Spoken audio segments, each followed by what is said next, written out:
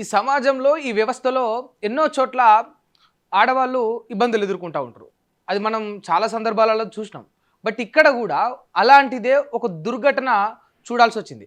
కవిత ఒక ప్రదేశానికి వెళ్తున్నప్పుడు అక్కడ సెక్యూరిటీ గార్డ్‌కి ఎదురైన ఒక సందర్భాన్ని, విషయాన్ని మీరిక్కడ చూడండి ఒకసారి. ఇది కల్వకుంట్ల కవిత గారు. ఆమె సెక్యూరిటీ ఇక్కడ ఉంది. ఒకసారి చూడండి.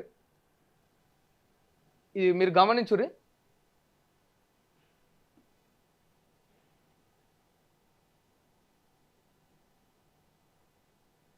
ఇట్లా ఆమెకు రాసుకొని తగలడం వల్ల ఆమె వెంటనే రియాక్ట్ అయిపోయింది అక్కడ. సరే, సోషల్ మీడియాలో దీనికి సంబంధించి రకరకాలుగా వార్తలు స్ప్రెడ్ అవుతున్నప్పటికీ మనం ఒకసారి వాస్తవాన్ని మాట్లాడుకుందాం. ఇప్పుడు ఒక ఆడపిల్ల వెంటనే స్పాంటేనియస్గా అంతలా రియాక్ట్ అయిందంటే అక్కడ తను ఏం ఎదుర్కొని ఉంటుంది.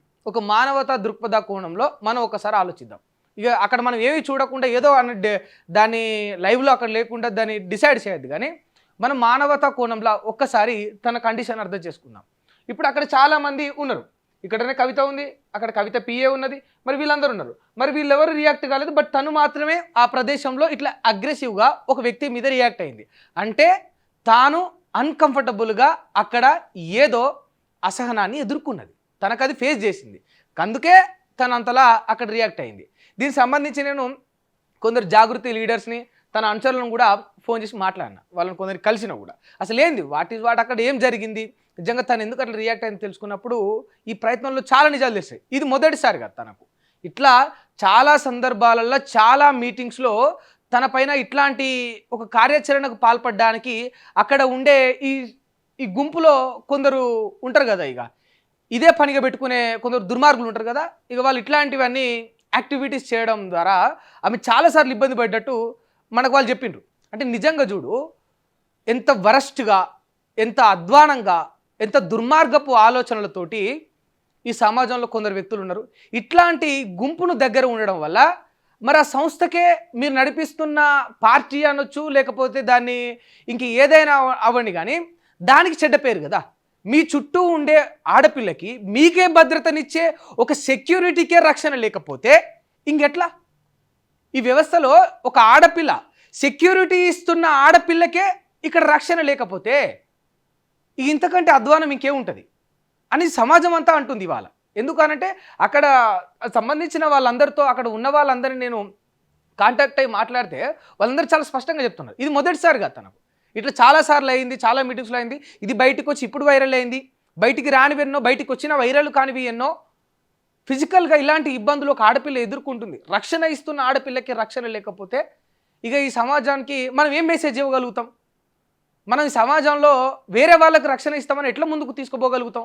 ఒకసారి ఆలోచించండి. అంటే మన చుట్టూ ఉండే వ్యక్తులు ఎలాంటి వాళ్ళు, మరి ఎలాంటి సమూహం మనతో ఉంది, ఎలాంటి వ్యక్తుల్ని మనం ఇక్కడ ముందుకు తీసుకుపోతా ఉన్నాం, ఎలాంటి వ్యక్తులతో మనం ట్రావెల్ చేస్తూ ఉన్నాం, మరి ఈ సమాజానికి వీళ్ళ ద్వారా మనం ఏం మేలు చేయగలుగుతాం అని ఒకసారి పునరావృతం చేసుకుంటే బాగుంటుంది. ఎందుకంటే మీకు రక్షణ ఇస్తున్న ఆడపిల్లకి రక్షణ లేదు. ఇక్కడ ఆడపిల్లకే రక్షణ లేకపోతే తెలంగాణ సమాజానికి రక్షణ ఎట్లా ఉంటుంది? ఒక సామాన్య మహిళలకు రక్షణ ఎట్లా ఉంటుంది? మీ పార్టీలో పనిచేస్తున్న కార్యకర్తల పరిస్థితి ఏంటి? వాళ్ళు ఎలాంటి ఇబ్బందులు ఎదుర్కొంటూ ఉంటారు? మానసికంగా కానీ, ఇప్పుడు ఇక్కడ చూస్తున్నట్టు ఫిజికల్గా కానీ ఇలాంటివి ఎదురైతే అక్కడ ఉండే సామాన్య కార్యకర్తల పరిస్థితి ఏంటి? ఒక సెక్యూరిటీ గార్డ్ అంటే ఈ సమాజంలో ఓపెన్గా మనం కుల్లా మాట్లాడుకుంటే కొంత భయం ఉంటుంది. అది సెక్యూరిటీ కానీ, బాడీ గార్డ్ కానీ, లేకపోతే కానిస్టేబుల్ కానీ, వాళ్ళు ఎవరైనా కానీ కొంత ఫియర్ అనేది ఈ వ్యవస్థలో ఉంటుంది. అమ్మో వాళ్ళు సెక్యూర్ చేయడానికి ఉన్నారు అంటే కనీసం చూడడానికి కూడా భయపడతారు. మరి అట్లాంటిది ఇంత డేర్ అండ్ డాషింగ్గా ఇలాంటి ఒక అధ్వానమైన యాక్టివిటీ సెక్యూరిటీ పైనే జరుగుతూ ఉంటే, అక్కడ తన బాడీ గార్డ్ మీదనే జరుగుతూ ఉంటే ఇంకా సామాన్య కార్యకర్తల పరిస్థితి ఏంటి? సామాన్య మహిళల పరిస్థితి ఏంటి? అప్పుడప్పుడు సభ్యత్వం తీసుకొని జీవితంలో ముందుకు పోవాలి, ఈ పార్టీలో ఏదో చేయాలని ఆశతోటి వచ్చే కొత్త కొత్త అమాయకులైన, అనామకులైన మహిళల పరిస్థితి ఏంటి అనే ఒక సందిగ్ధం ఇక్కడ సమాజంలో ఉంది. చాలామంది అడుగుతున్నారు, మరి వాళ్ళకి ఎట్లా ప్రొటెక్ట్ చేసుకుంటారు? మిమ్మల్ని ప్రొటెక్ట్ చేసే వాళ్ళకే ప్రొటెక్షన్ లేకపోతే ఏందని చాలామంది అడుగుతూ ఉన్నారు. ఇప్పుడు సోషల్ మీడియాలో అడుగుతున్నారు, ఈ సమాజంలో బయట నుంచి అడుగుతూ ఉన్నారు. వాళ్ళు కూడా ఇక వాళ్ళ పేర్లు నేను చెప్పడం ఇష్టం లేదు, కానీ ఇదే సంబంధించిన వ్యక్తులతో అక్కడ వీళ్ళతో తిరిగే ఆ వ్యక్తులందరినీ కూడా నేను అడిగినప్పుడు ఇక మేము చెప్పలేము, ఇక్కడ చాలా ఇబ్బందులు ఉంటాయి కొన్ని ఇంకా అని వాళ్ళు మాట్లాడిన పరిస్థితులు కూడా ఉన్నాయి నాతోటి. సో అందుకే మీరు దయచేసి ఇట్లాంటివి జరిగినప్పుడు కొంత అవేర్గా ఉండండి. మనకు సెక్యూరిటీ ఇచ్చే వాళ్ళని సెక్యూర్గా చూసుకోండి, వాళ్ళకే సెక్యూర్ లేకపోతే ఇక సామాన్యులకి ఏముంటుందని సోషల్ మీడియాలో అంటూ ఉన్నారు.